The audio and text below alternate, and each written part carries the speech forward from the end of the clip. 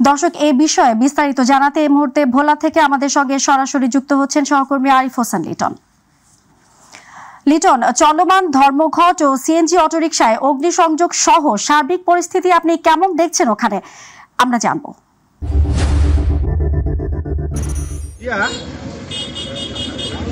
আমি এখন আছি ভোলা বীর শ্রেষ্ঠ মোস্তফা কামাল বাস স্ট্যান্ডে।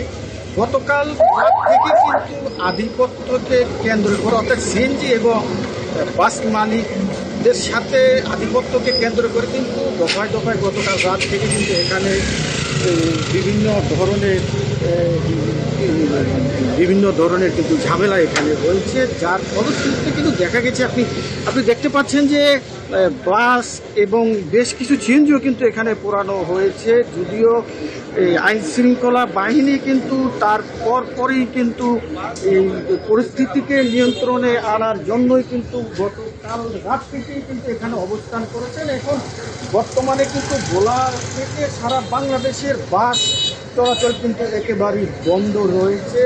সকাল থেকেই কিন্তু এখানে আপনি দেখতে পাচ্ছেন যে প্রশাসন কিন্তু কড়া নিরাপত্তা অবস্থায় রেখেছে, যাতে কোনো প্রকার আর কোনো রকমের যে ঝামেলা না হয়, কিন্তু তার জন্য কিন্তু প্রশাসন কিন্তু কড়া নিরাপত্তার পাহাড়ে কিন্তু রেখেছেন। এবং যতটুকু জানতে পেরেছি যে আজ সন্ধ্যা নাগাদ অর্থাৎ 6টার সময় কিন্তু দুই পক্ষ অর্থাৎ সিএনজি এবং বাস মালিক সহ কিন্তু তারা বসে এর একটি সমাধানের আসার চেষ্টা কিন্তু তারা করছেন বলে কিন্তু যেমনটা জানা যাচ্ছে। তবে সকাল থেকে কিন্তু যেহেতু দূরপাল্লার রোডগুলিতে কোনো বাস চলাচল করতে দেখা যায়নি, যার কারণে কিন্তু এখানকার যারা যাত্রী রয়েছেন চরপেশন থেকে ভোলামুখী, যেমন ভোলা থেকে চরপেশন মুখে এছাড়া ভোলার বাইরে যাওয়ার যে পথটি রয়েছে মহাসড়কে, যাত্রীদের কিন্তু চরম ভোগান্তিতে পড়তে দেখা গিয়েছে কিন্তু এই মহাসড়কটিতে।